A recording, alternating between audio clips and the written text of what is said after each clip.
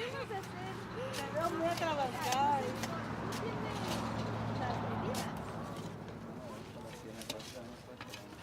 Para los hoyos, ¿verdad?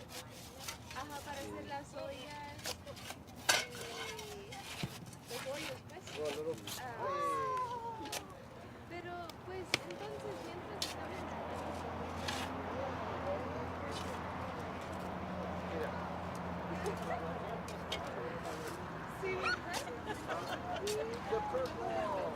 I'm not sure that I know the entire history. I do know that when I first arrived, it was being utilized very little.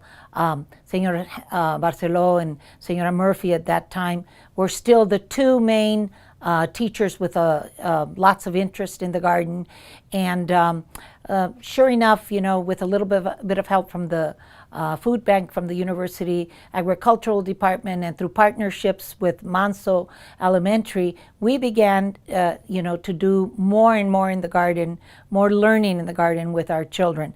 We also received the aquaponics program, so more learning about the life cycles and more learning about healthy foods and nutrition. And our goal still remains to bring some of that garden food into our cafeteria. We're not quite there yet, but we are getting there. And you mentioned a Saturday when we had about 30 families and children and grandparents and interns from the university. And it was a great community day. It happens once a month. And it happens because we have a community, again, that puts children first and that is interested in giving our children a better lifestyle. For some people, this is a very common thing to do because they do it since ever. Yeah.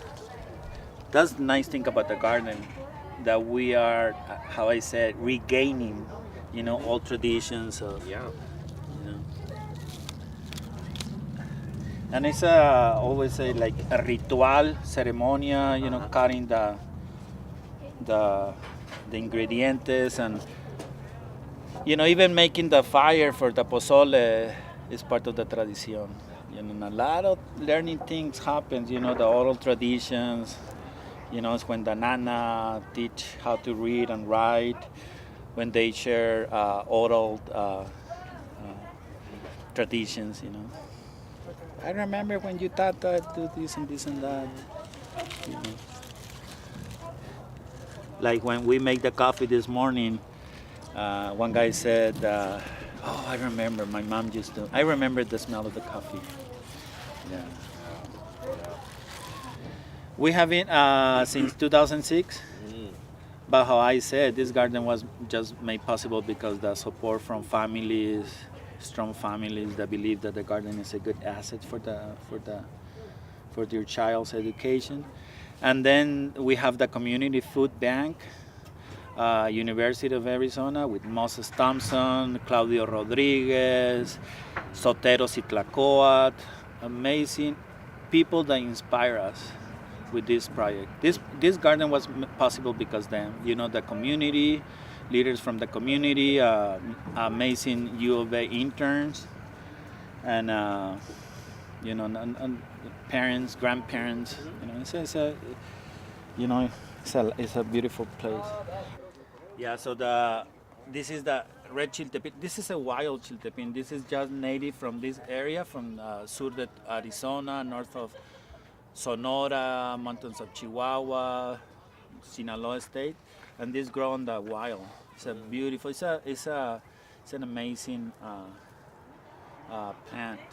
There is a story that has to be, in order for this plant to reproduce, has to be eaten by a mockingbird. Oh, see? Yeah, but chonte, we call them chontes. Yeah, so tiny. It's tiny.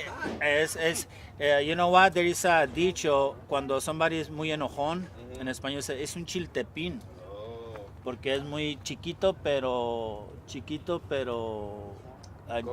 enchiloso, picoso, Aquí estamos usando tepary beans. Tepary beans. It's a type of native beans. It's tepary beans. And then we're using the maíz, corn nixtamal. This is a platillo called gallina pinta with meat. And the pozole is with pork. Pozole rojo, colorado, using red chile sauce.